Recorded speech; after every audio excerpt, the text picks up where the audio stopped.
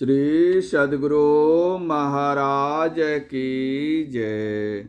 प्रातः स्मरणीय अनंत श्री विभूषित परमाराध्य संत सद्गुरु महर्षि में ही परमहंस जी महाराज का प्रवचन भजन करते हुए आप अपना जीवन बिताएं। बंदौ गुरुपद कंद कृपा सिंधु नर रूप हरि महामोह तम पुंज जासु वचन रवि कर निकर। प्यारे साधकगण, आप सब लोगों से मैं वही बात जो आप पहले सुन चुके हैं कहने आया हूँ। बहुत थोड़े से वचनों में कहता हूँ। आप लोग 1 महीने से घर का काम छोड़कर यहाँ हैं। इस संपूर्ण महीने में यहाँ ईश्वर संबंधी बातें हुई हैं।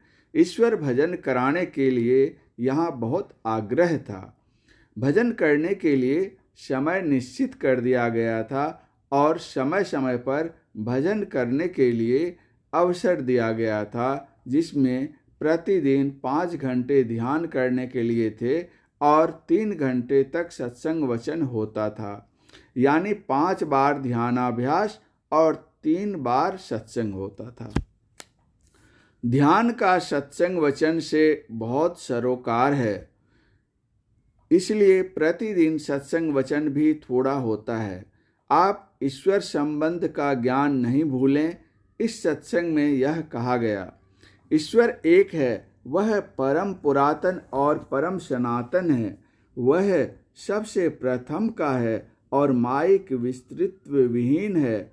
मायिक विस्तृत तत्व में ऊंचाई, गहराई, लंबाई, चौड़ाई और मोटाई होती है। यह माया के विस्तार का ज्ञान है।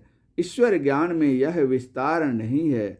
इसलिए ईश्वर सर्वव्यापक होते हुए भी मायिक विस्तृत तत्व विहीन है। वह इतना सूक्ष्म है कि उसकी सूक्ष्मता की बराबरी में यहाँ के किसी पदार्थ की मिसाल दी जाए सो नहीं। इसलिए निरुपम न उपमा आन राम समान राम निगम कहे। गोस्वामी तुलसीदास जी के ज्ञान में ऐसा है और कबीर साहब के ज्ञान में जस कथिए तस होत नहीं, जस है तैसा सोई, कहत सुनत सुख उपजय, अरु परमारथ होई। इसलिए कहा सुना जाता है, लेकिन वह कहने सुनने से बाहर है। गोस्वामी तुलसीदास जी ने लिखा है, राम स्वरूप तुम्हार वचन अगोचर बुद्धि पर, अविगत अकथ अपार, नेति नेति नित निगम कहे। रामचरितमानस। सबसे पूर्व का यही है। इससे पूर्व का कुछ नहीं हो सकता। इसकी बराबरी में कुछ नहीं हो सकता। अपने देश में जो वैदिक निज धर्म है, सो व ईसाई व इस्लाम का जो धर्म है, उसमें भी ऐसा ही है। वे भी आस्तिक धर्म हैं। संतों को पता लगा कि जब तक ईश्वर का प्रत्यक्ष ज्ञान नहीं होगा, तब तक परम कल्याण नहीं होगा। ईश्वर कैसे मिलेंगे? भजन करो। भजन कैसे करो? जिससे उसकी ओर जाना हो। जाएगा कौन? शरीर नहीं जाएगा, चेतन आत्मा जाएगी। मन के सहित पहले चेतन आत्मा जहाँ तक जा सकती है, जाएगी। मन के जाने की सीमा जहाँ समाप्त हो जाती है, उसके आगे चेतन आत्मा अकेले जाती है। हाथरस के तुलसी साहब ने कहा है, सहस कंवल दल पार में, मन बुद्धि हिराना हो, प्राण पुरुष आगे चले, सोई करत बखाना हो। प्राण पुरुष चेतन आत्मा को कहते हैं।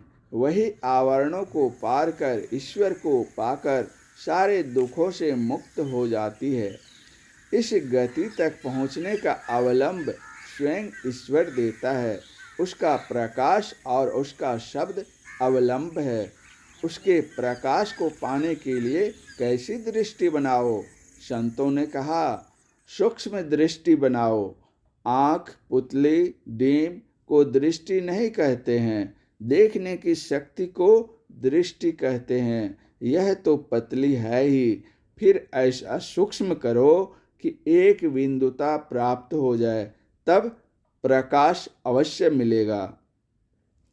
जैसे उषा काल में सूर्य का ही प्रकाश है, फिर भी सूर्य का दर्शन नहीं होता, पीछे होता है, उसी तरह अंतर ज्योति का दर्शन करने पर ईश्वर का दर्शन नहीं होता।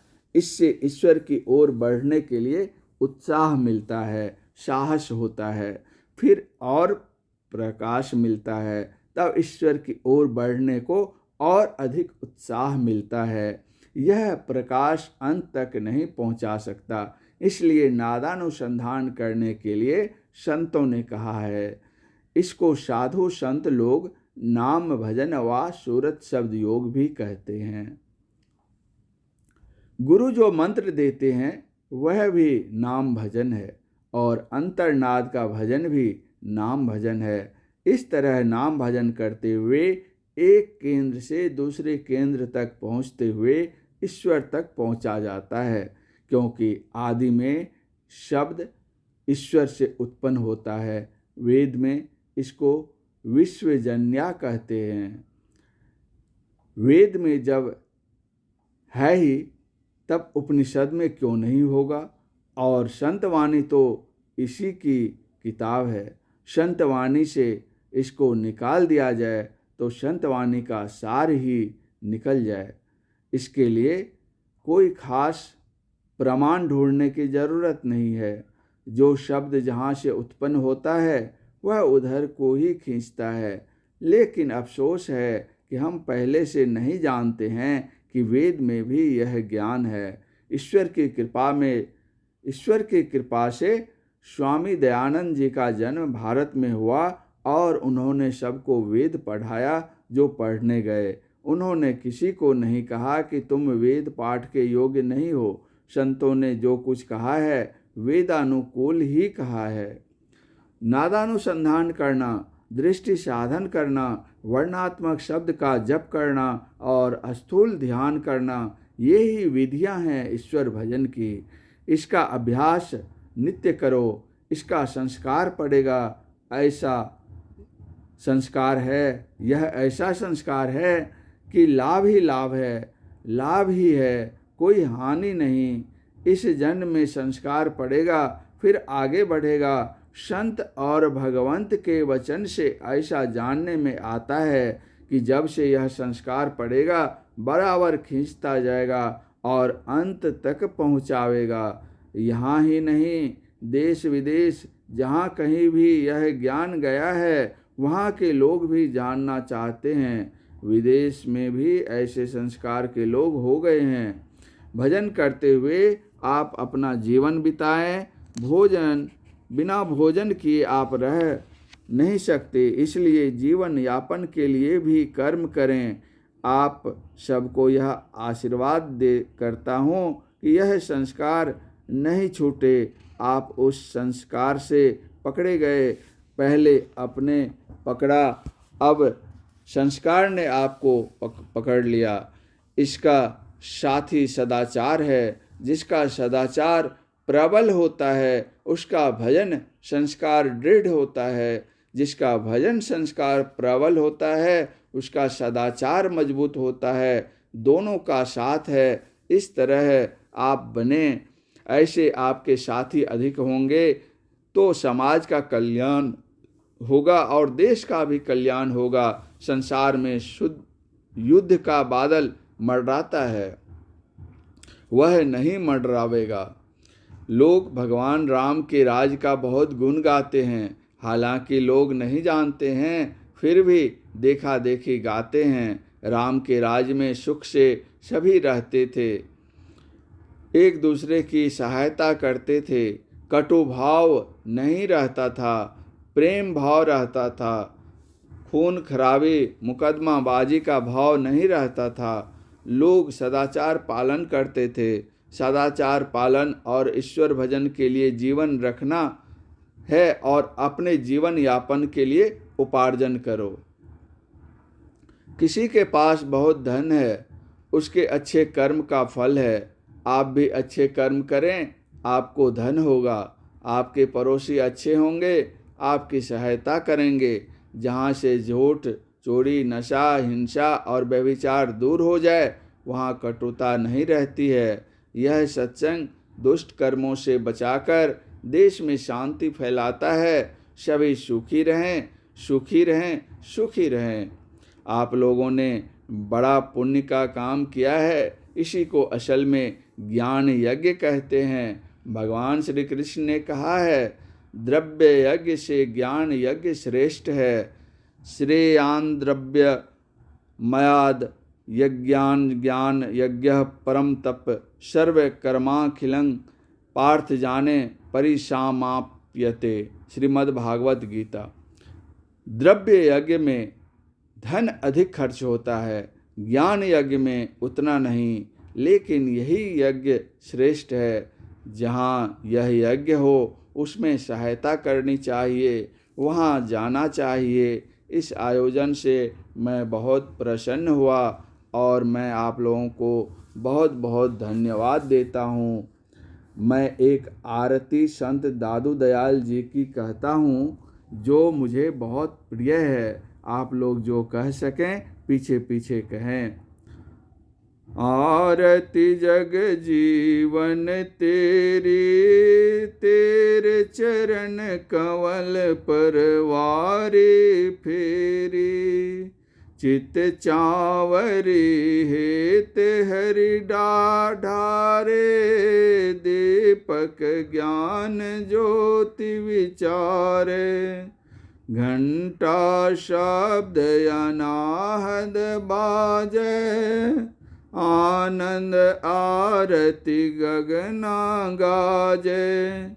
धूप ध्यान हरि सेति कीजे, पुप प्रीति हरि भावरि लीजे। सेवा सार आत्मा पूजा, देव निरंजन और न दूजा। भाव भगति सो आरती कीजे, यह विधि दादो जुग जुग जीजे। आरती जग जीवन तेरी, तेरे चरण कमल परवारी फेरी। परम पूज्य गुरुदेव का यह प्रवचन बिहार राज्य अंतर्गत पूर्णिया जिला, अब कटिहार जिला स्थित श्री संत मत सत्संग मंदिर मनिहारी में आयोजित मास ध्यान साधना के अवसर पर दिनांक 30/11/1970 ईस्वी को अपराह्न काल में हुआ था। श्री सद्गुरु महाराज की जय।